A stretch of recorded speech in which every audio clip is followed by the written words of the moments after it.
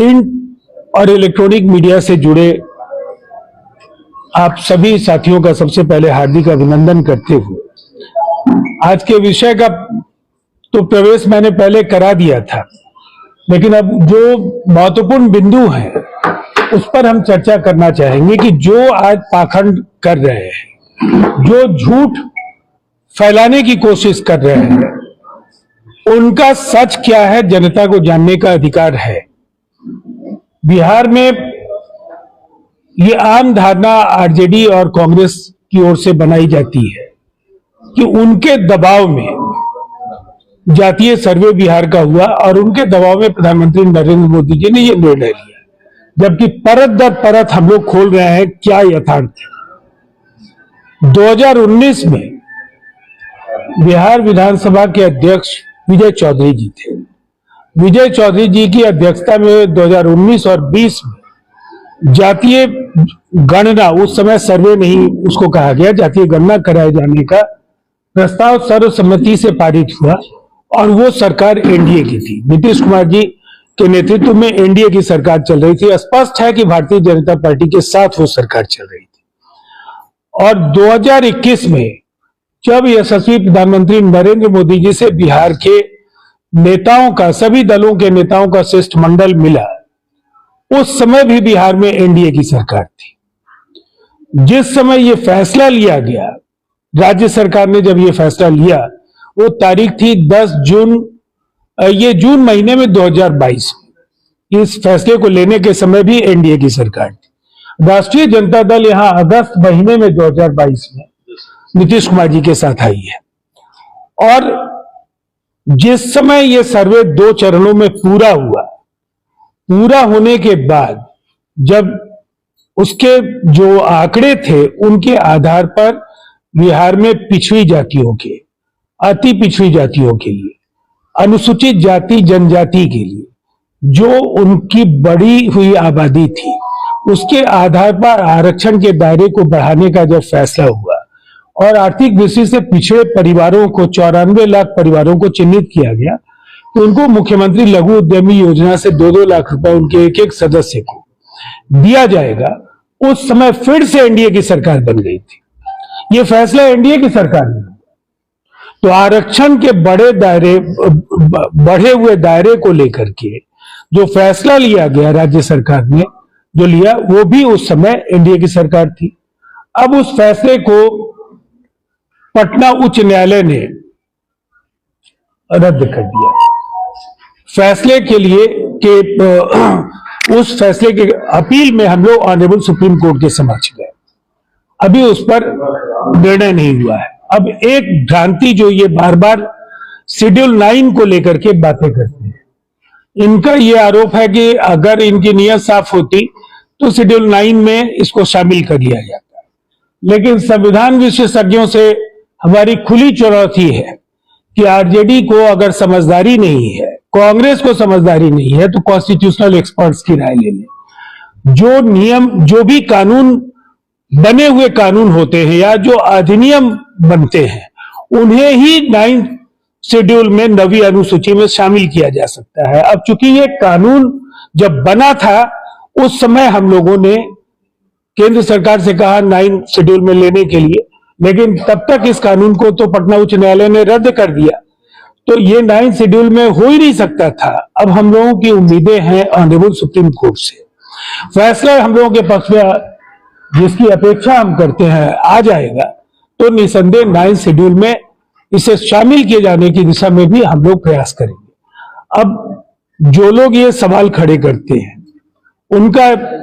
उनकी हकीकत भी समझ लीजिए कि बिहार के जातीय सर्वे में तो इनकी कोई भूमिका नहीं, और देश में 1931 के बाद पहली बार जातीय जनगणना 94 साल के बाद कौन करा रहा है? प्रधानमंत्री नरेंद्र मोदी जी।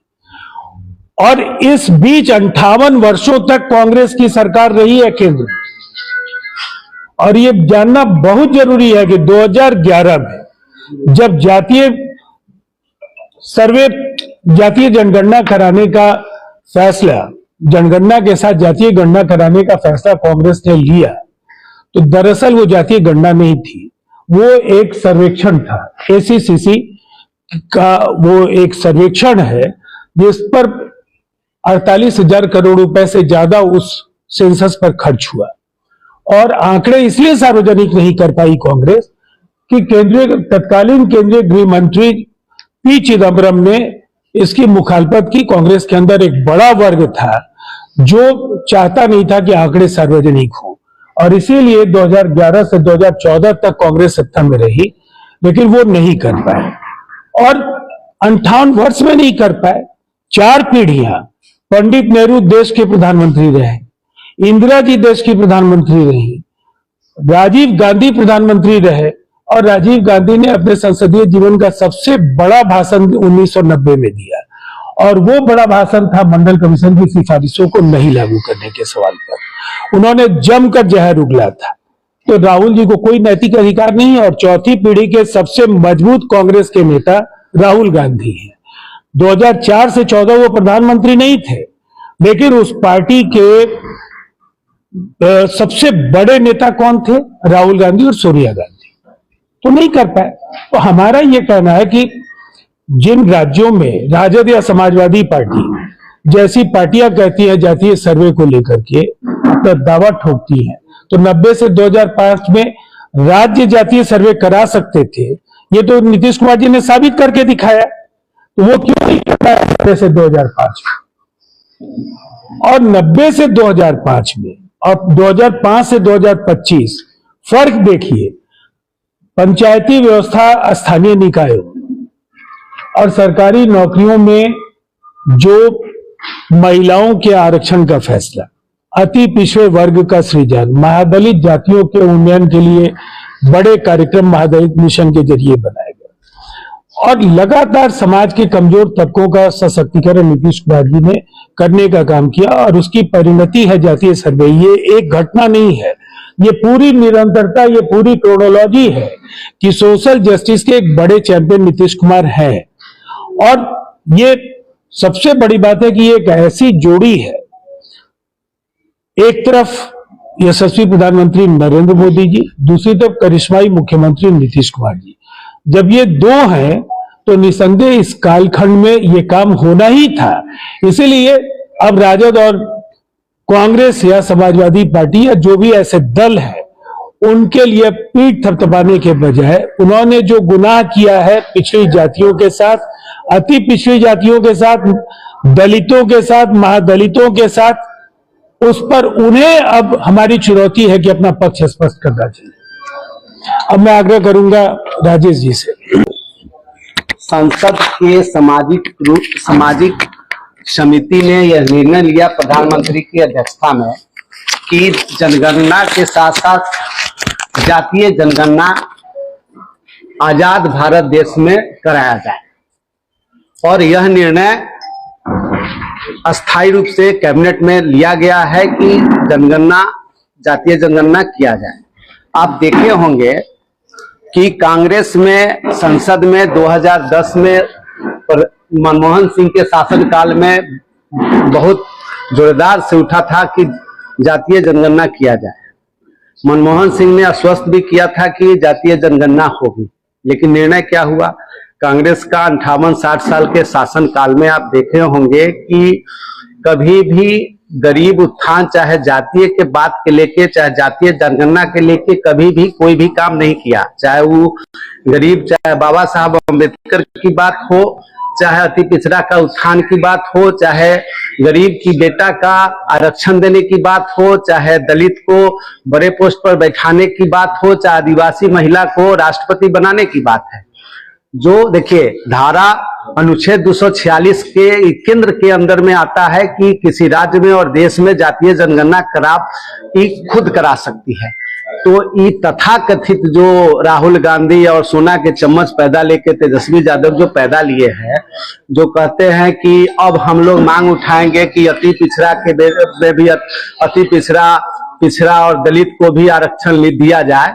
अरे अति पिछड़ा और दलित की बात जिस कांग्रेस के गोद में आप रह के राजनीति किए, जब कांग्रेस और आरजेडी पूरा शासन थी, आप रेल मंत्री थी, आपकी पत्नी जो है यहाँ के मुख्यमंत्री थी, कांग्रेस में आप सेकेंड मैन कहे जाते थे, तो क्यों न बिहार में नीतीश जी के जातीय जनगणना कराए। नीतीश जी मुख्यमंत्री थे, वो जातीय जनगणना कराए, पुलिस में आरक्षण दिए, दलित की बेटी, अति पिछड़ा की बेटी जिला परिषद में चेयरमैन बैठ रही है। तो ये तो प्रधानमंत्री और प्रधानमंत्री के सहयोगी नीतीश जी सब का देन है कि समाज के जो पिछड़ा लोग हैं उसको एक धारा में लाया जाए। आप देखे होंगे कि एक आम गरीब लोगों को भी 10% आरक्षण जो है ये भारतीय जनता पार्टी और उनके सहयोगी का देन है, जिसमें किसी तरह का विरोध नहीं हुआ है। तो ये पिछलग्गू सरकार जो क्रेडिट लेने की बात कर रही है, ये क्रेडिट मिलने वाला नहीं है। आप देखे होंगे कि पिछले गांव पुलगामा में हुआ था आतंकी, तो केजरीवाल मांगे थे प्रूफ, क्या निर्णय जनता ने किया। अभी सरकार 5 महीने के बाद चुनाव में होगी। आप देखे होंगे कि लोग आरजेडी के मुख्य प्रवक्ता जो है वो जब अभी पहलगांव में घटना हुआ जिससे पूरा विश्व जो है सो दुखी है, पूरा दुनिया हमारे साथ है, और वो क्या लिखे कि स्क्रिप्टेड है।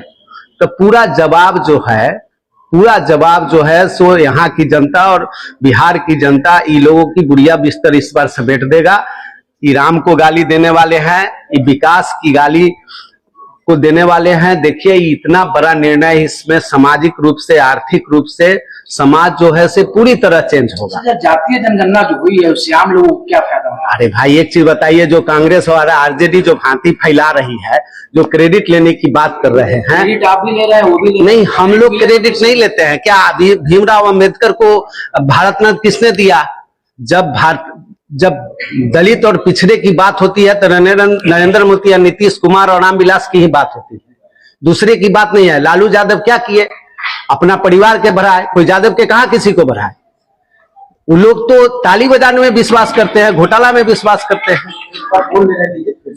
तो क्या है देखिए, क्या नहीं एक क्या है देखिए, एक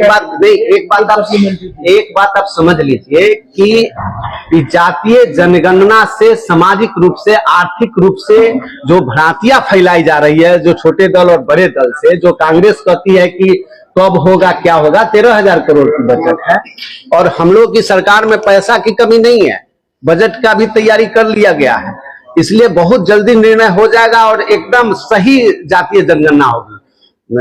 तथाकथित कुछ जनगणना कराने की कोशिश किए थे, 48,000 करोड़ रुपया खर्चा हुआ था, 1400 गलतियां थी, इसलिए दूसरे पार्टी का कोई अधिकार नहीं है कि इस मामले में अपना क्रेडिट लेने की बात करें। आप सोच सकते हैं कि पुलिस में 35% आरक्षण, कभी जिला परिषद चुनाव होता था, यहाँ अति पिछड़ा के नीतीश कुमार का सोच है। आप आरा से पटना कितना देना, यहाँ से बक्सर कितना देना जाते हैं, यहाँ से मधेपुरा कितना देर में जाते हैं, ये नीतीश कुमार का देना है।